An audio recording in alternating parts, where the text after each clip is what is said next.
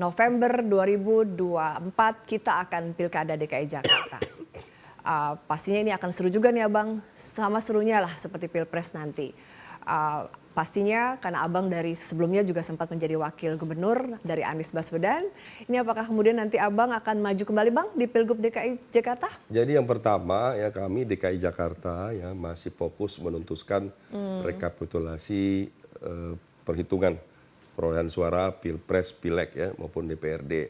Sekalipun alhamdulillah beberapa hari lalu di DPRD di DKI Jakarta sudah selesai perolehan kursi suara dan kursi wilayah Jakarta selesai apakah Pilpres, DPR RI maupun DPRD. Namun di KPU pusat ini masih berlangsung sampai tanggal 20 Maret ini.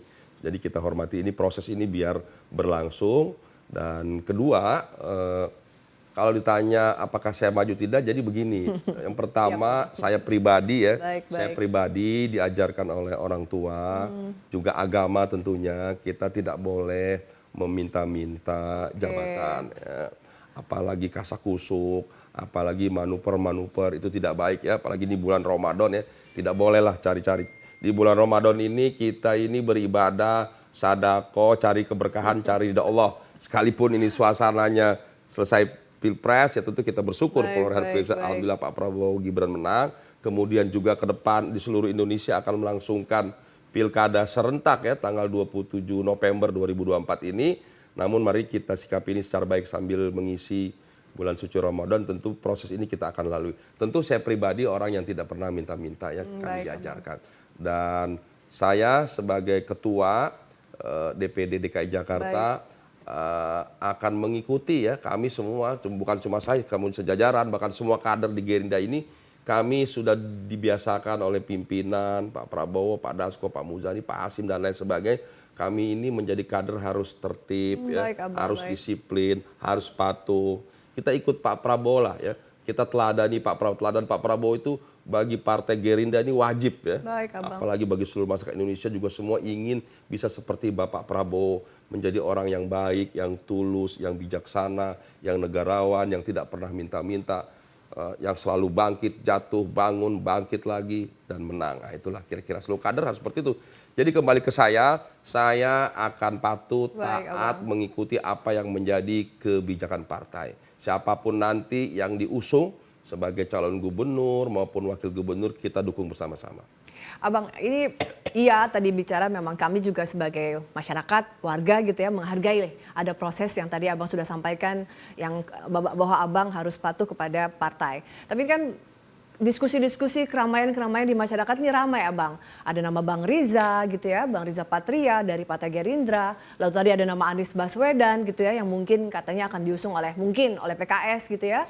Lalu nanti ada nama-nama lain yang mungkin ada Ridwan Kamil katanya Abang, atau ada Risma. Ada juga beberapa nama-nama lain yang mungkin akan bertarung gitu ya. Jakarta ini kan menarik Abang. Nah kalau melihat pertarungan nama-nama tersebut Abang, ini kita bicaralah berandai-andai gitu ya, melihat nama-nama calon tersebut, Abang melihatnya seperti apa? Ya saya kira memang DKI Jakarta ini menjadi penting ya, seperti juga daerah-daerah lain. Tentu banyak ya kader-kader terbaik dari setiap partai itu disiapkan. Betul. Semua partai itu ingin menyiapkan kader-kader terbaiknya untuk bisa tampil dalam kontestasi. Tidak hanya caleg ya, tidak hanya pilpres apalagi, tentu juga pilkada. Jadi saya kira Partai Gerindra, partai-partai lain juga akan menyiapkan kader-kader terbaiknya. Namun demikian kalau belum ditunjuk ya karena tempatnya terbatas hanya cagup dan cawagup, yang berkoalisi bisa 2, 3, 4 mungkin sampai lebih dari 5 partai ya tentu hanya 2. Jadi siapapun yang diusung kita siap. Mengenai calon-calon ya nama-nama tersebut banyak ya, nama-nama yang sudah beredar.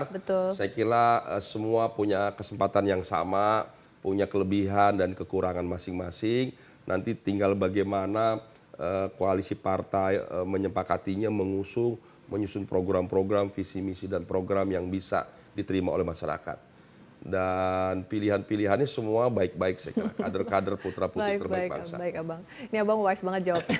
Abang, kalau melihat tadi Abang bilang koalisi ya Abang ya, karena kalau melihat hasil persentase kan memang partai harus berkoalisi nih untuk mencalonkan nama calon gubernur dan wakil gubernur. Kira-kira sudah ada pembicaraan nggak Abang dengan partai siapa gitu Abang yang mungkin akan dibicarakan antara Gerindra dengan PKS atau Gerindra dengan PDIP atau yang atau seperti Jadi apa Abang? pertama ya, memang ini kan sementara ini mohon maaf ya, Iya, imbas betul. daripada Pilpres itu kan terbagi 3 Iya, koalisi. iya. Koalisi Mahfud, Ganjar Mahfud, Ganjar, Prabowo iya. Gibran, Anies, Caimin Iya, ya, betul. 1, 2, 3 ya. Ada orang yang menyampaikan di beberapa daerah termasuk Jakarta nanti bisa juga nih ada 3 calon nih. Iya, baik Abang. Keluar dari 01, dari 02 Iya. langsung 3. Iya, Namun betul. menurut saya ya itu bisa saja, tapi bisa juga tidak. Jadi pengalaman dari pilkada sebelumnya, juga pilpres sebelumnya, tidak selalu inline ya, tidak selalu Oke. sama antara pilpres Baik, dengan baik, pilkada. baik. Bisa saja cair, bisa Nah, saja calon yang diusung itu sekalipun mungkin tidak 2 calon, mungkin 3 atau lebih, itu bisa saja gabungan daripada partai-partai yang tidak hanya berkoalisi di koalisi yang pilpres, tapi gabungan. Bisa saja sebagian koalisi daripada 02 itu bergabung dengan sebagian koalisi 01 atau 03. Begitu juga sebaliknya. Jadi sangat cair. Menurut saya itu sangat mungkin terjadi di oke, pilkada DKI Jakarta iya. dan pilkada lainnya. Baik, baik, baik sebenarnya tadi karena Abang juga mewakili Gerindra dan Abang adalah politisi dan kader partai gitu ya. Pengamat banyak bilang bahwa sebetulnya di politik itu ya cair, ya tadi ya seperti Abang bilang tidak ada yang sifatnya tidak ada musuh sejati atau tidak ada kawan sejati. Politisi itu atau politisi dan parpol itu lebih ke pragmatis aja ya Bang ya. Jadi tadi Abang sudah menyampaikan bahwa ya bisa jadi juga bahwa yang tadinya ada tadi tidak inline dengan di pilkada ya. Nah tapi ini kan menarik Abang. Banyak kita masyarakat melihat pilkada DKI Jakarta tuh serunya samalah dengan pilpres. Kalau melihat nama-nama tersebut Abang ya tadi ada yang menduga-duga kayaknya Anies nih kayaknya menang lagi nih, maju lagi gubernur. Atau dibilang nama-nama yang lebih kuat tadi Bang, ada Ridwan Kamil yang mungkin dianggap juga sukses di Jawa Barat lalu akan pindah ke Jakarta. Kalau Bang melihat dua nama ini seperti apa Bang?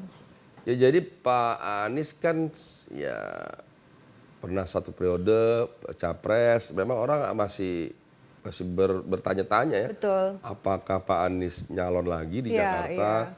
karena sudah jadi capres, apa nggak dianggap Turun gitu turun ya. ya. Iya. Tapi ada yang bilang bisa saja, ya saya kira kita serahkanlah bagi Pak Anies nanti akan memutuskan bersama keluarga. Kemudian juga Pak Ridwan juga demikian, di saat itu dia sukses di Jawa Barat, apa nggak di Jawa Barat aja, apalagi di situ pemilihnya banyak. Ada yang bilang ya sudah harus nyobain di Jakarta, Jakarta berbeda. Jadi nanti Pak Kang Ridwan yang akan memutuskan. Begitu juga semuanya.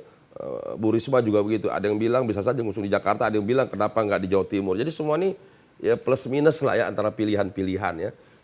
Sekali lagi semua ini sedang dikalkulasi, tidak hanya oleh pribadi-pribadi calon-calon tersebut dan keluarga, tentu juga partai pengusungnya, masyarakat, para pengamat, konsultan sedang mengutak-atik lah. Kira-kira siapa yang akan turun, kemudian berpasangan dengan siapa, kemudian koalisi partai mana yang bergabung untuk mengusung. Jadi Abang ini kan Maret nih ya, lalu nanti kita pilkada November. Artinya selama Maret sampai November itu akan sangat dinamis ya Abang. Karena tidak, berarti Abang misalnya Abang menjawab sekarang itu belum juga ada kepastian kan sampai nanti di November nanti gitu ya Bang? Iya, karena masih ada 8 bulan ya. Jadi kan dari Maretnya April, Mei, Juni, Juli, Agustus, September, Oktober, November. Masih ada 8 bulan waktu yang cukup ya. Cukup lama tapi juga tidak cukup lama bagi proses pemilihan ya. Kita lihatlah perkembangan sangat dinamis karena pencalon juga masih proses pendaftaran calon juga masih lama. Jadi sangat dinamis, bisa bukan bisa jadi seperti biasanya sudah disiapkan atau tidak jadi, betul, sudah diusung atau Iya. mundur apa segala. Jadi sangat mungkin Iya. bergerak. Jadi kita serahkan ya pada partai-partai, pada masyarakat, konsultan, pribadi-pribadi, selebihnya kita serahkan pada Allah Subhanahu wa taala. Siapa yang terbaik nanti yang diusung dan memenangkan pilkada di DKI Jakarta. Nah, sekarang bagi seorang Riza Patria. Riza Patria, Ketua DPD DKI Jakarta, artinya pemimpin nomor 1 di Gerindra DKI Jakarta. Sudah pernah juga menjabat sebagai wakil gubernur, sehingga kita anggap paling tahulah kondisi Jakarta. Seorang Riza Patria, walaupun iya tadi Abang sudah menjelaskan dengan clear, ini adalah penugasan dari Gerindra, tapi seorang Riza Patria Bang, secara person gitu ya, menilai Jakarta, apa yang dari seorang Riza Patria ketika nanti jika saya menjadi gubernur DKI Jakarta?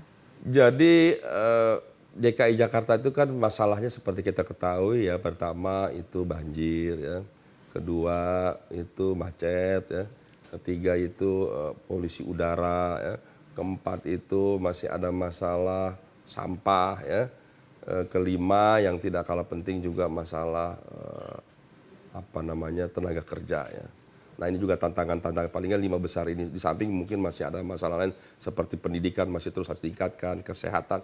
Ini tantangan-tantangan harus dihadapi. Memang tidak mudah ya, karena Jakarta ini begitu cepat perkembangan pesat ya, penduduknya juga begitu banyak, juga masalah sangat kompleks. Sekarang itu di Undang-Undang DKJ ya, daerah khusus Jakarta, itu nanti akan menjadi kawasan aglomerasi. Betul. Jadi dia harus berintegrasi dengan Jawa Barat, Banten, Bandung, dan Bogor dan Depok dan lain-lain. Nah itu dan lain-lain itu. Dan rencananya itu di rancangan itu akan dipimpin nanti oleh Wapres. Ya. Sekalipun itu kan draft sebelumnya zaman Pak Jokowi. Nah kepemimpinan ke depan ini kan zaman Pak Prabowo. Tentu Pak Prabowo nanti bersama Pak Jokowi mungkin presiden akan menyusun nih di pemerintah bersama teman-teman di praksi-praksi DPR, Undang-Undang DKJ ini bagaimana dengan DKI Jakarta. Apakah disepakati aglomerasi dipimpin oleh Wapres, atau Menko, atau siapa, apa bentuk badan dan sebagainya. Tentu ini menjadi ranah dari pemerintah pusat, sekarang dan pemerintah ke depan Pak Prabowo, dan juga DPR sekarang dan DPR periode ke depan. Abang, tapi ini bolehlah kita tadi, Abang satu jawaban. Abang pede kan melawan tadi misalnya berhadapan dengan Riza Patria, Anies Baswedan, Ridwan Kamil. Jadi setiap kader-kader partai itu kita belajar sama Pak Prabowo. Siapapun ya kalau sudah ditugaskan, Oke, siap. apapun rintangan, halangan, tantangan harus yakin dengan niat baik, usaha, kerja keras, ya kerja sama tim dan doa. Insya Allah apapun yang ditugaskan Partai Gerindra, siapapun harus menang dimanapun ditempatkan. Keren. Semangatnya luar biasa. Makasih Abang Terima sudah kasih. bergabung dialog di Laporan Pemilu Garuda TV.